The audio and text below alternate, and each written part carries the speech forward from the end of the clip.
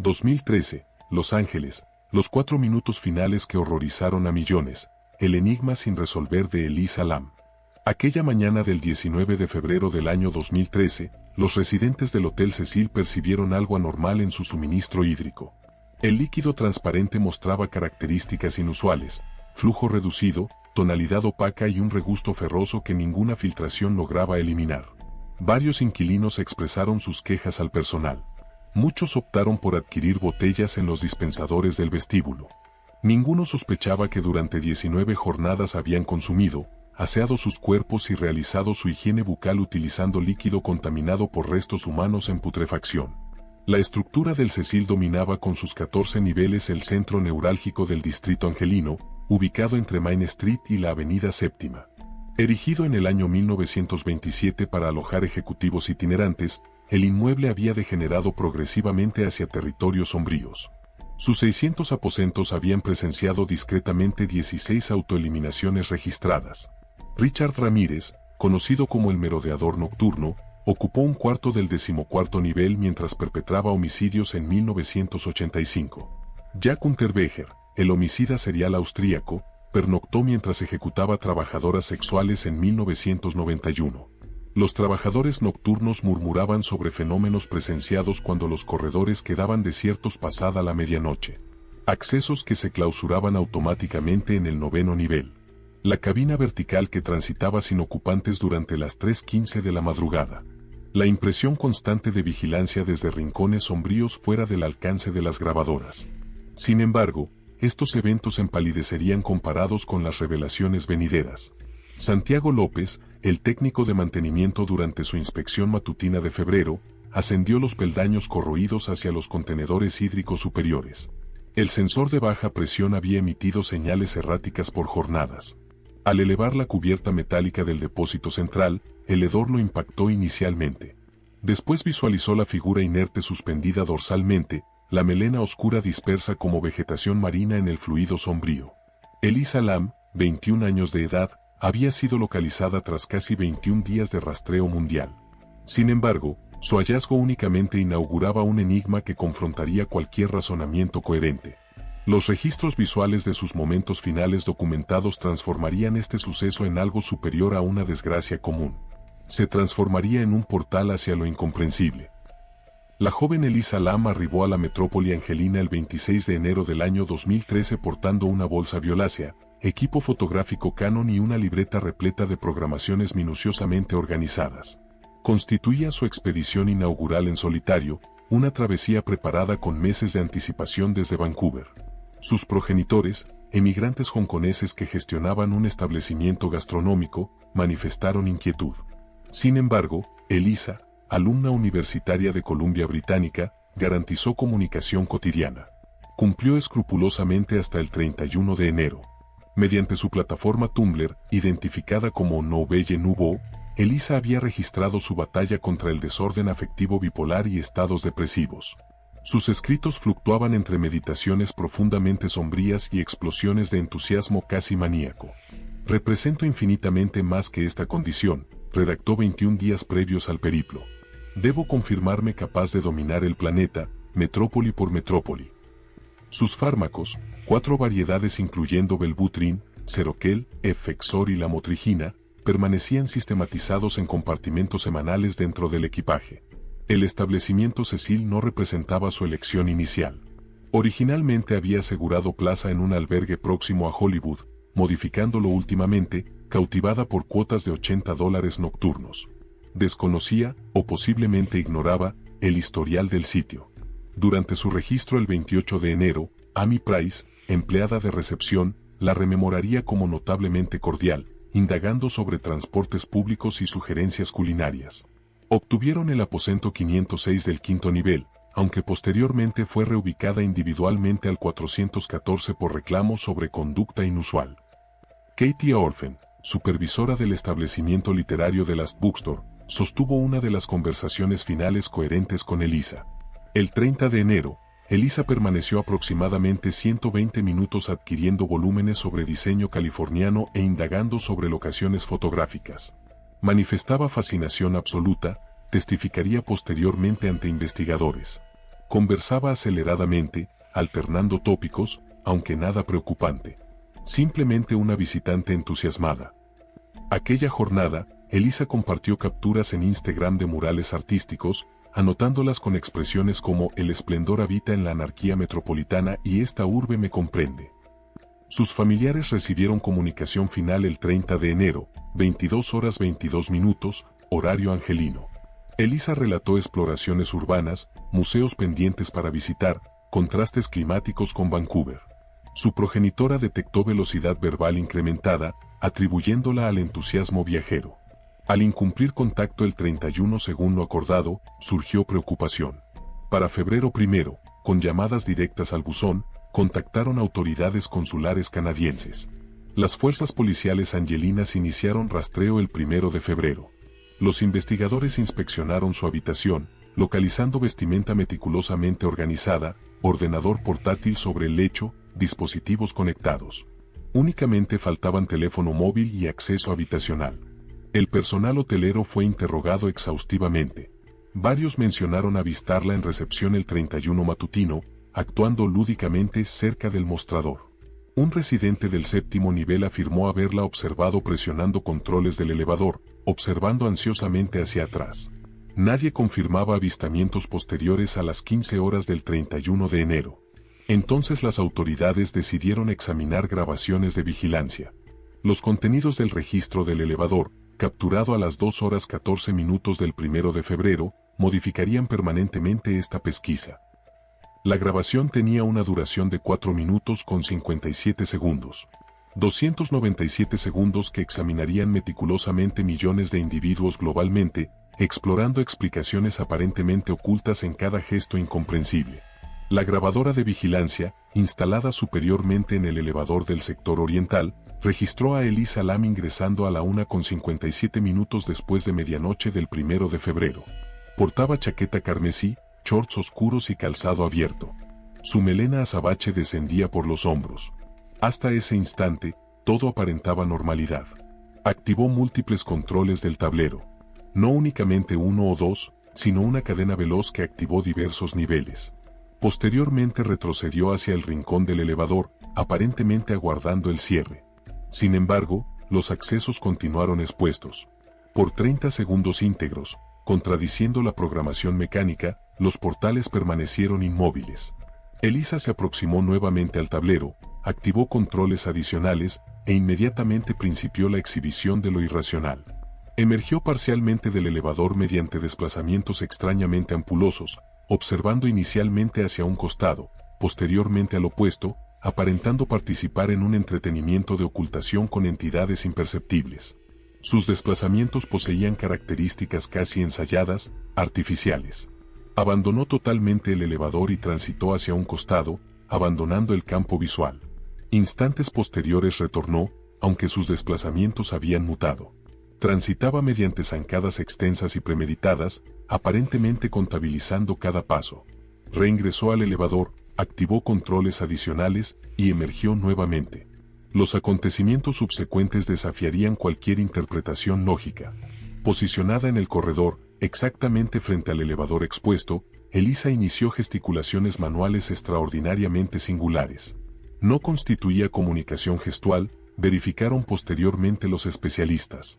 No representaba artes marciales ni ejercitación identificable.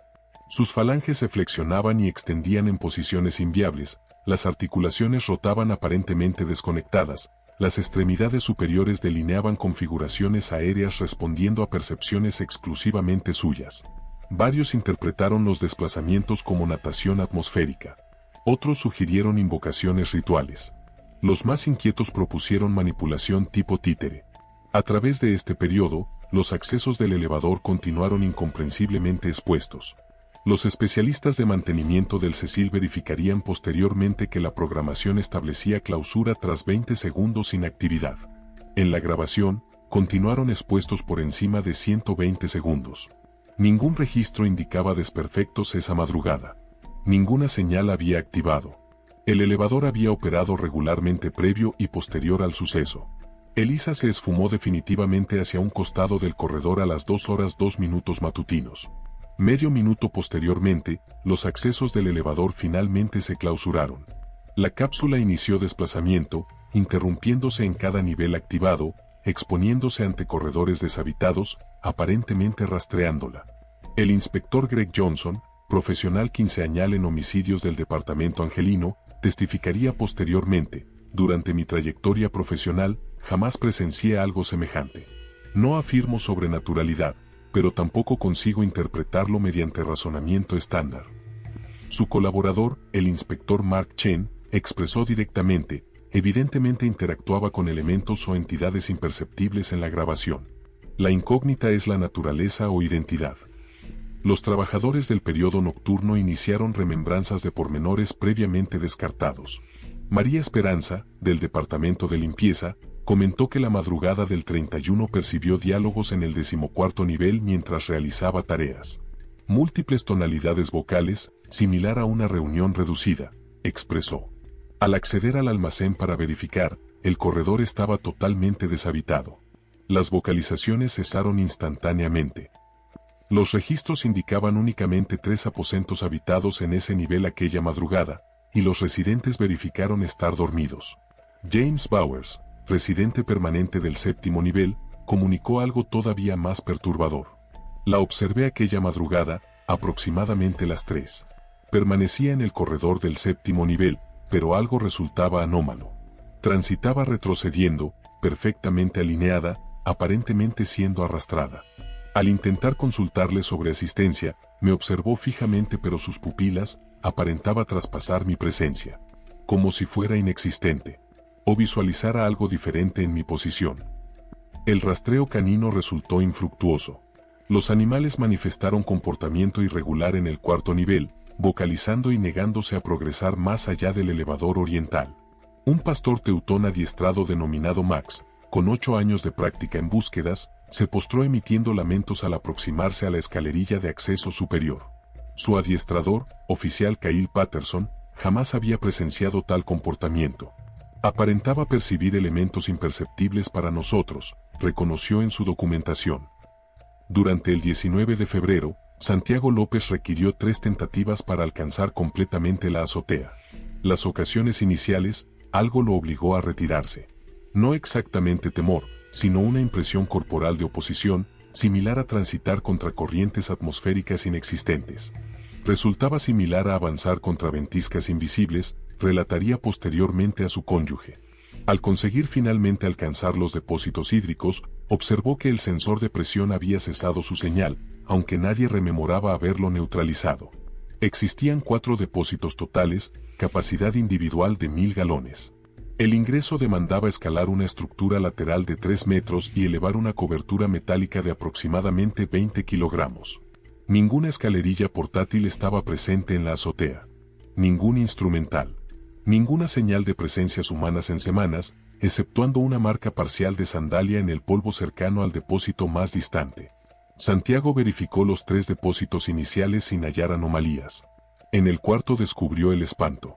La figura de Elisa flotaba dorsalmente, totalmente desvestida. Sus prendas, idénticas a las del registro del elevador, flotaban alrededor como pétalos acuáticos extraños.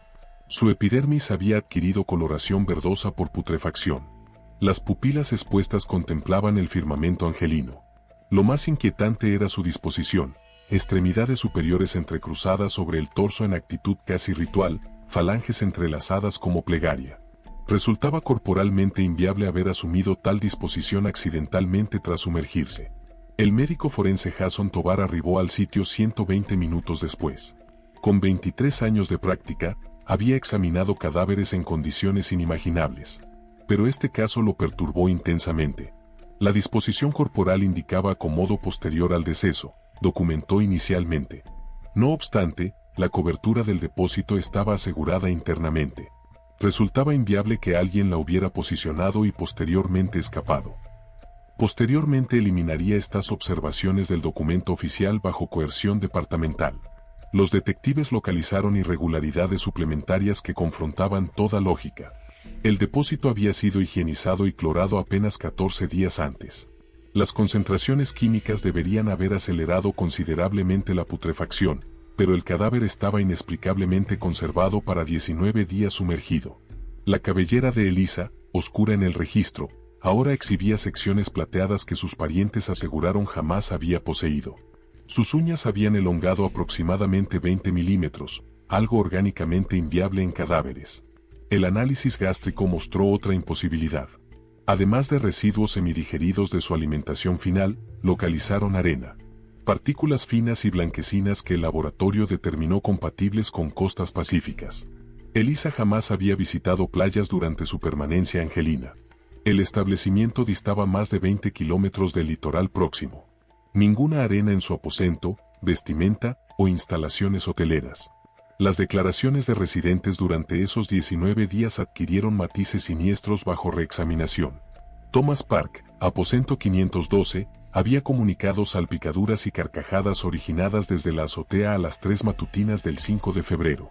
Seguridad había verificado sin hallar nada. Linda Morrison, tercer nivel, aseguró haber observado una mujer oriental juvenil en el pasillo la noche del 14 de febrero, 5 jornadas previas al hallazgo. Permanecía empapada, generando charcos acuáticos mientras transitaba.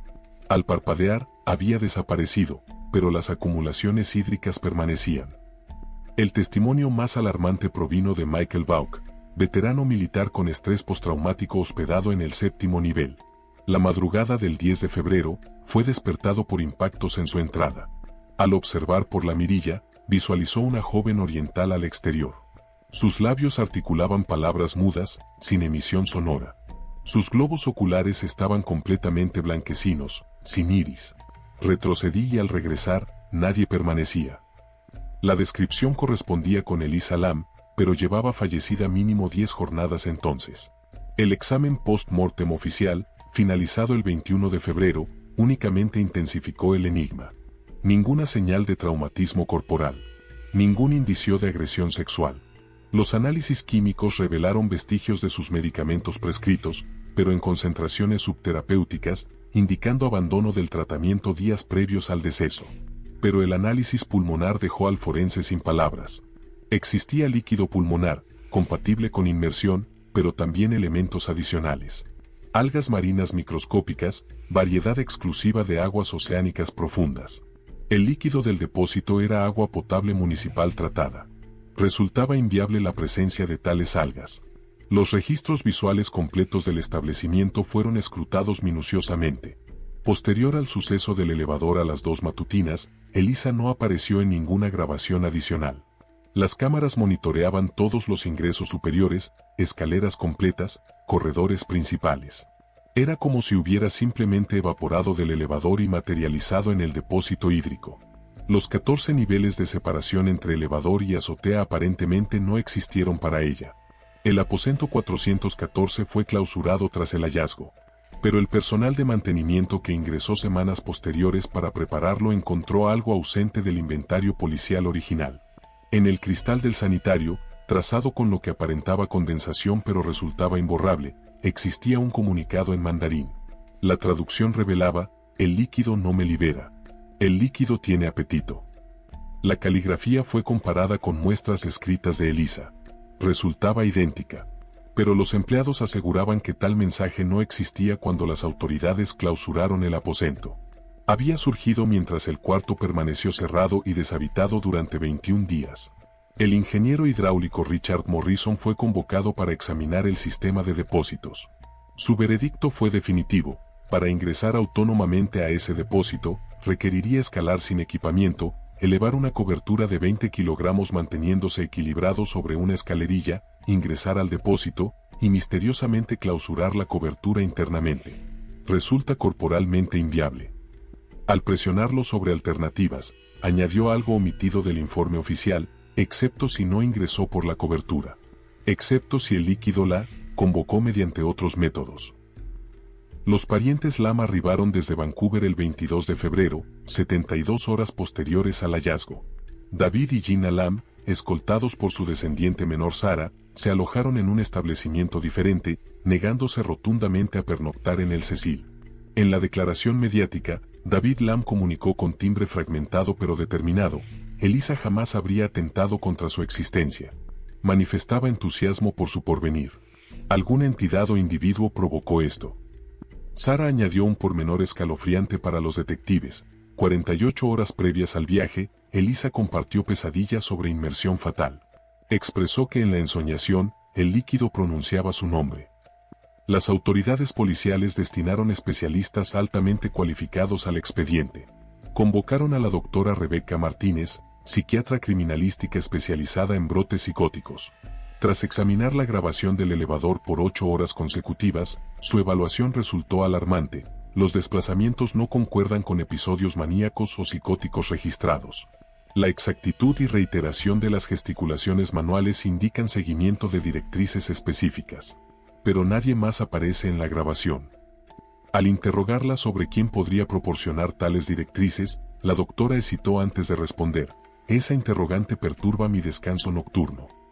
Especialistas en análisis digital fueron contratados para examinar manipulaciones en el registro. John Morrison, experto en análisis videográfico forense, localizó elementos perturbadores. La grabación no presenta edición convencional, pero existen irregularidades temporales. El cronómetro progresa erráticamente. Existen 53 segundos ausentes inexplicables. Como si la temporalidad misma hubiera sufrido distorsión durante la filmación. Más desconcertante todavía, al desacelerar la grabación a una décima parte de velocidad estándar, surgió una silueta no correspondiente al cuerpo de Elisa. Una proyección que se desplazaba autónomamente, ocasionalmente anticipando sus acciones por milésimas de segundo. El 25 de febrero, el médium autodeclarado Michael Garrett persuadió a los Lam para ejecutar una exploración psíquica en el establecimiento. Los acontecimientos durante esa sesión fueron atestiguados por 6 individuos, incluyendo un cronista escéptico de la Times. En el cuarto nivel, próximo al elevador donde Elisa fue avistada finalmente, Garrett experimentó espasmos. Articuló mandarín fluido por 3 minutos, idioma que aseguraba desconocer. La grabación sonora, tras traducción, reiteraba una expresión única: el pacto debe ejecutarse. El líquido exige lo acordado. Garrett no rememoraba nada posterior al suceso. Los detectives determinaron investigar el pasado del Cecil Hotel más exhaustivamente. Localizaron que en 1962, una dama llamada Pauline Otton había precipitado desde el 9º nivel tras altercados conyugales. Su masa corporal impactó a un transeúnte, George Giannini, eliminándolo simultáneamente. Pero lo que permanecía oculto en archivos públicos era una misiva que Pauline había redactado que las autoridades de entonces ocultaron. El mensaje expresaba: la estructura tiene apetito. Se nutre del sufrimiento. Constituiré otra ofrenda, pero no la final. El parapsicólogo Dr. Aaron Michaels fue consultado extraoficialmente. Tras pernoctar 3 noches en el establecimiento con instrumental de monitoreo electromagnético, sus descubrimientos fueron inquietantes. Existe una confluencia energética anómala centralizada en la red hídrica del inmueble, como si el líquido mismo fuera transmisor de elementos inmensurables con tecnología estándar. Sus sensores registraron incrementos electromagnéticos que formaban configuraciones. Al convertir estas configuraciones a frecuencias auditivas, generaban sonidos inquietantemente similares a murmullos en múltiples dialectos. La pesquisa tomó un rumbo imprevisto al localizar el diario de Elisa, inicialmente inadvertido entre sus posesiones. Las anotaciones finales, fechadas el 31 de enero, resultaban casi indescifrables, trazadas con caligrafía trémula: la dama acuática me visita nocturnamente ahora. Expresa que fui seleccionada. Expresa que el establecimiento requiere nutrición. No consigo detener mis trayectos hacia la azotea. Mis extremidades se desplazan autónomamente. Progenitores, esto no soy yo. Algo ancestral habita aquí. Algo preexistente al establecimiento. El líquido constituye únicamente su abertura. Un fontanero retirado, Frank D'Angelo, empleado del Cecil durante los 80, contactó a los detectives con datos cruciales. Siempre percibimos anomalías con esos depósitos. En el 87, localizamos una dama sin identificación en el depósito idéntico. Jamás se documentó oficialmente. La gerencia nos compensó para mantener silencio. Afirmaron días de inmersión, pero yo examiné el cadáver. Había permanecido considerablemente más, pero misteriosamente el líquido la había conservado. El 26 de febrero, intentaron vaciar totalmente el depósito donde localizaron a Elisa. Al alcanzar el fondo, localizaron algo ausente en cualquier esquema del inmueble: una cañería suplementaria sin conexión a sistemas reconocidos del establecimiento. La tubería descendía verticalmente, sobrepasando las bases estructurales. Una cámara robótica fue despachada para explorar. A 30 metros, la cámara manifestó interferencias. A 50 metros, captó lo que aparentaban ser ramificaciones tubulares en todas direcciones, como raíces o venas. A 70 metros, la transmisión cesó totalmente. El dispositivo jamás fue recuperado. La determinación final provino del departamento sanitario. El depósito fue clausurado permanentemente el 1 de marzo. El Cecil Hotel fue cerrado para renovaciones extensivas. Pero los obreros comunicaron sucesos perturbadores. Herramientas que desaparecían y reaparecían húmedas. Vocalizaciones en las tuberías similares a personas ahogándose. Acumulaciones hídricas surgiendo en aposentos sin cañerías. 3 trabajadores renunciaron tras asegurar que visualizaron una mujer oriental juvenil en los reflejos acuáticos estancados, observándolos desde las profundidades, sonriendo con dentadura excesiva. El expediente de Elisa Lam quedó formalmente clausurado el 20 de junio del año 2013. Veredicto oficial: inmersión accidental con factores bipolares. Ausencia de indicios criminales. Sin delitos que investigar. La documentación fue lacrada y depositada en los subterráneos del Departamento Policial Angelino, en una división extraoficial que los funcionarios denominan los irresolubles. Expedientes técnicamente cerrados pero carentes de soluciones genuinas. El Cecil Hotel resurgió como Stay on Mind en 2014, una renovación de imagen incapaz de eliminar su legado.